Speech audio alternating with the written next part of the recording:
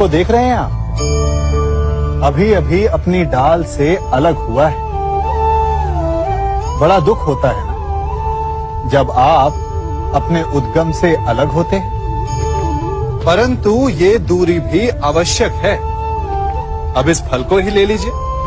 अपने जीवन दाता वृक्ष से अलग होकर ये ना केवल किसी की भूख शांत करेगा, अपितु इसके भीतर के बीज से एक नए वृक्ष का सृजन भी होगा और कई फल जन्मेंगे। सृजन की प्रतिक्रिया में पीड़ा आवश्यक है। यदि पीड़ा नहीं होगी तो सृजन नहीं होगा। पीड़ा अपने उद्गम से दूर होने, पीड़ा अपनों से दूर होने। इस फल की भांति हम मनुष्यों को भी अपने उद्गम से, अपने सगे संबंधियों से अलग होना पड़ता है। और यही अलगाव एक नए सृजन को, एक नई सृष्टि को, एक नए विकास को जन्म देता है। इसलिए ऐसे अलगाव से दुखी मत होइए, उसका स्वागत कीजिए, क्योंकि ये विकास की नींव है। अपराध वो भावना है जिसके कारण संसार में सदा दुख ही व्याप्त रहता है। हम सब अपराधियों से घृणा करते हैं, उन्हें कोसते हैं, परंतु क्या कभी विचार किया है कि कोई भी जन्म से अपराधी नहीं होता? तो ऐसा क्या कारण है कि कोई इतना बुरा बन जाता है कि वो बुराई की सीमाएं ही पार कर जाए? कारण है कामना। यदि कामना पर नियंत्रण ना रखा जाए, यदि कामना को पूर्ण करने के लिए परिश्रम ना किया जाए, तो वो तृष्णा में बदल जाती है, और तृष्णा लालच में, और लालच छल में, और छल करते ही मनुष्य अपराध की ओर अपने पग बढ़ा देता है। इसलिए ये अत्यंत आवश्यक है कि मन की कामनाओं पर नियंत्रण रहे। यदि मन पर नियंत्रण रहेगा तो अपराध पर स्वयं ही नियंत्रण हो जाएगा। हम सबका मन करता है कि हम जीवन में ऐसे शिखर पर पहुंचे जहां हमसे ऊपर कोई ना हो, जहां हमें कुछ करने की आवश्यकता ना पड़े, है ना? कुछ लोग इस शिखर पर पहुंच भी जाते हैं, परंतु उनका मन सदा विचलित रहता है। इतनी मनोरंजक बात है ना कि जिस विश्राम को पाने के लिए हम इतनी मेहनत करते हैं, इतना परिश्रम करते हैं, वो हमें मिलता ही नहीं। कारण स्वयं सोचिए, वन का राजा होने के पश्चात भी सिंह को अखेट के लिए परिश्रम क्यों करना पड़ता है? सोचिए। मैं बताता हूं, क्योंकि राजा होने का अर्थ ये नहीं कि वो सदा सोता रहे और मृग स्वयं उसके समक्ष आकर कहेगा कि आइए महाराज, मुझे खाकर अपनी भूख मिटाइए।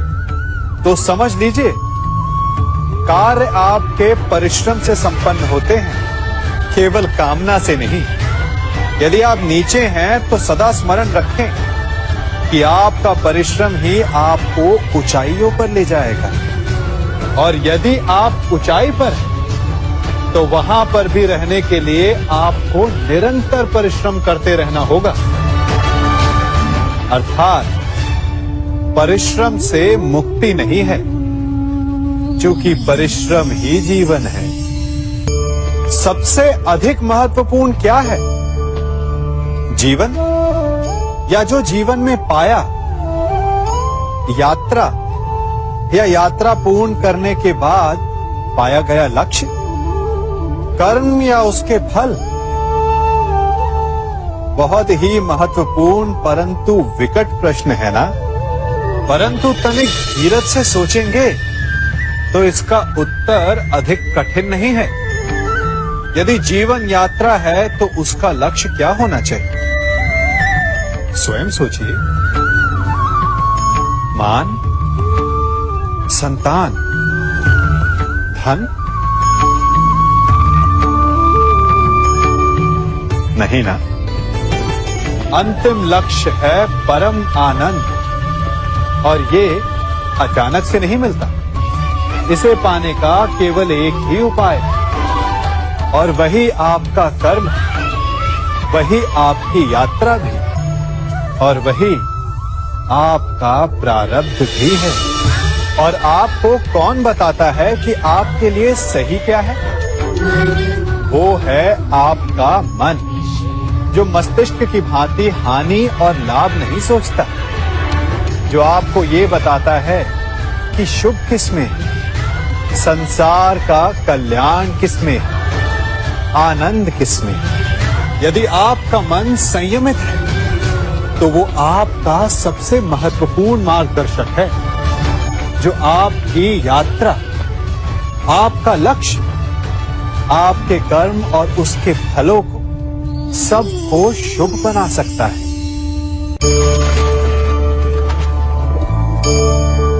इन पक्षियों को देख रहे हैं आप?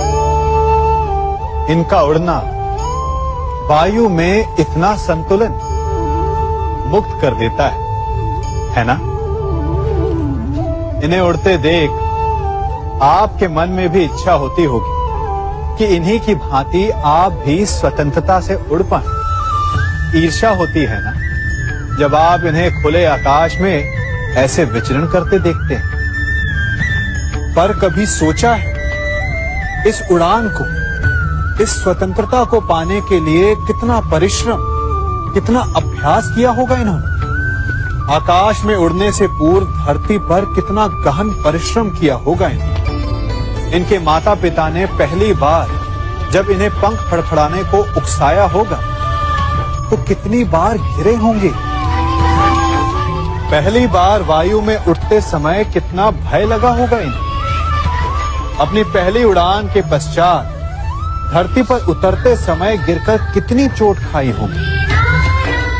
इस उड़ान का, इस स्वतंत्रता का ये मूल है। यदि आप ये दे सकते हैं तो अवश्य आप भी इस स्वतंत्रता को पा सकते हैं।